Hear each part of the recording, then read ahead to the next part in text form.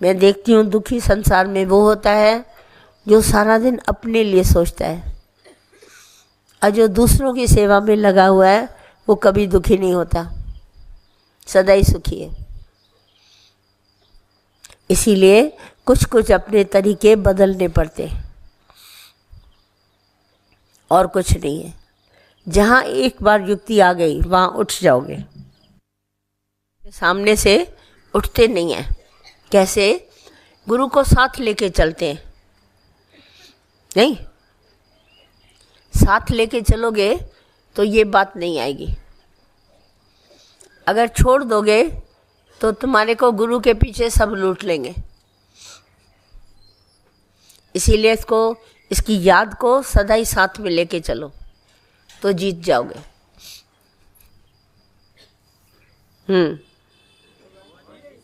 धैर्य पुरुष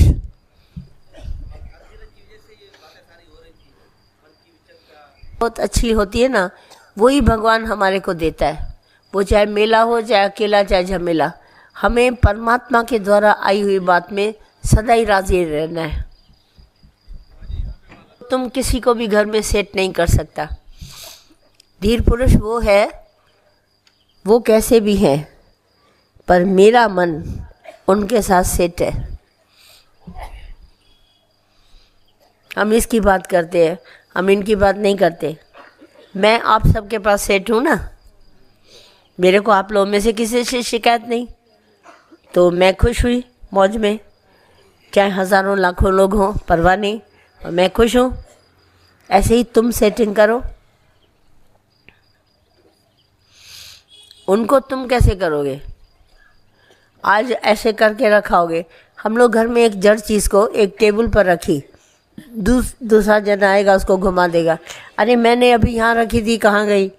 अरे मैंने बाहर रख दिया न्यूज़पेपर। तो झगड़ा इसी से होता है। हम हर हाल से खुश हैं। यहाँ मिले न्यूज़पेपर, चाहे वहाँ मिले, चाहे टेबल के नीचे मिले, चाहे ऊपर मिले अलमारी पर, हमें पढ़ना है, हम उठा के पढ़ेंगे। ये है सेटिंग। सेटिंग है अपनी, न कि इनकी बात है। और बाहर से नहीं आती, तुम्हारे भीतर की शांति गुरु निकाल के देता है। अशांति तुम्हारी इच्छा और अभिमान था, उससे तुम हट गए तो शांति शांति थी। और आहार में क्या संयम आप चाहते हैं? संयम और आहार क्या होता है इसको भी अच्छी तरह जानो। आपको भूख लगती है तभी आप खाना खाते हो, हाँ ऐसा है? और भूख न लगने पर आपको खाना नहीं चाहिए, है ना? बस यही है आहार का ऑटोमेटिक संयम है। भूख लगी, खाने की आवश्यकता है। भूख नहीं है, खाना नहीं खाएंगे। पर जो आप स्वाद कहते हैं, आपका मेन अर्थ है स्वाद से, कि हम ये स्वाद लें, वो स्वाद लें, नहीं मिला तो गुस्सा करें, नहीं मिला तो दूर जाके खाएं, नहीं मिला तो ऐसा। ये स्वाद वास्तव में है क्या, इसको अच्छी तरह जाने।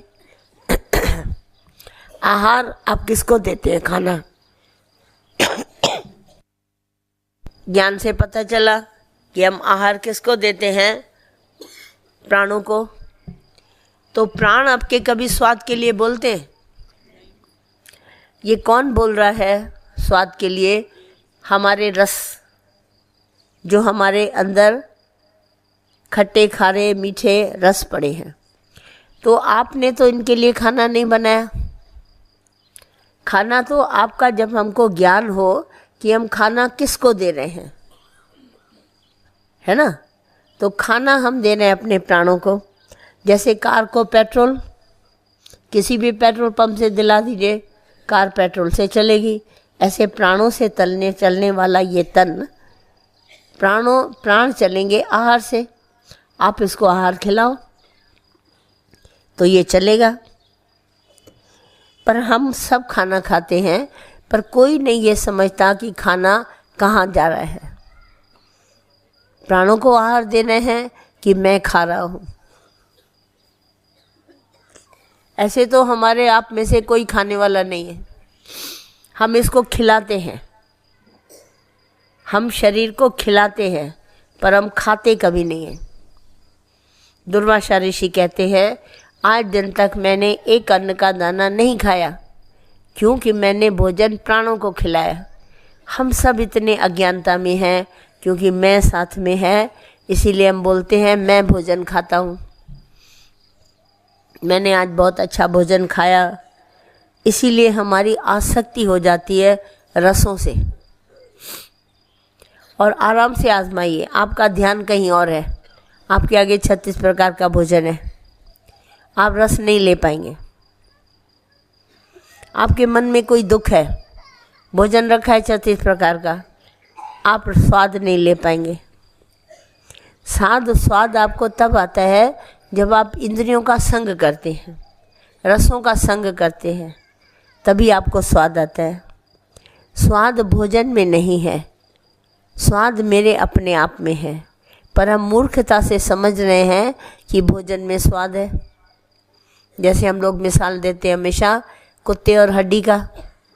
कुत्ता हड्डी को खा रहा है, उसके महाड़ों से खून निकल रहा है, वो खून का रस ले रहा है, मगर लग ऐसे रहा है कि हड्डी से मज़ा आ रहा है। ऐसे हम सब समझते हैं भोजन से मज़ा है। उसी भोजन को आप 4-5 घंटों के बाद खाओ, आपको मज़ा नहीं आएगा।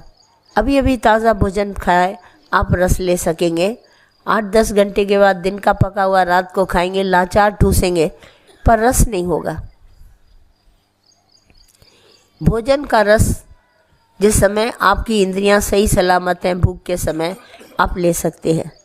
और ये हमारा ज्ञान है जो हमको कहता है हम प्राणों को आहार देते हैं। अगर ज्ञान न होता तो हम भी ऐसे बोलते हम भी खाने वाले हैं। हम खाने वाले नहीं हैं, हम इसको खिलाते हैं, और सारी दुनिया को खिलाने वाला भगवान है। गॉड फीड्स द वर्ल्ड, हमारे को सारी दुनिया में भोजन हम सबको घर में पहुंचाने वाला भगवान। जो किसान बेचारा खेती में डालता है वो तो इधर उधर का गिरा हुआ अनाज खाता है, और हम तो खरीद के बाज़ार से अच्छा उत्तम अनाज धो के खा के पीस के खाते हैं। तो ये हमारे को खिलाने वाला भगवान है और हम खाने वाले नहीं हैं। इसका ज्ञान होना चाहिए कि हम किसको खिलाते हैं, कौन खिलाते हैं। क्योंकि हमारे पास अज्ञानता है, अधूरे। गुरु किया नहीं तो ज्ञान भी अधूरा है, जब गुरु करते हैं तो ज्ञान भी पूरा है। आई बात ध्यान में।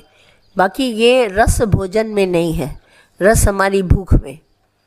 अगर हमको भूख न लगे, 36 प्रकार का भोजन हो, आपको कोई रस नहीं आएगा। सिर्फ ये बीज हल्का जो जीभ है वो शक्कर और नमक को ज़रा सा पहचान लेती है, बाकी रस नहीं है।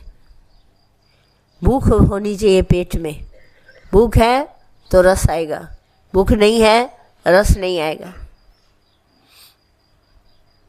आई बात। ये हमको ज्ञान तरह से लेने से, ज्ञान पूरा लेने से अपने आप हम इन बातों से छूट जाते हैं। और कुछ तुमको ऐसा लगता है अब तुम लोग ना, जैसे हम कहेंगे यहाँ से एक कदम ऊपर चढ़ो, तो बोलेगा नीचे क्या है। तुम्हारी बुद्धि विचलित है।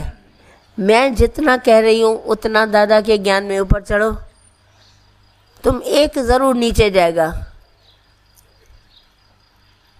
आदत है तुम सबकी पड़ी हुई, इसीलिए तुम्हारे को ज्ञान नहीं आता। जितना दे रहे हैं उतना तो पहले लो,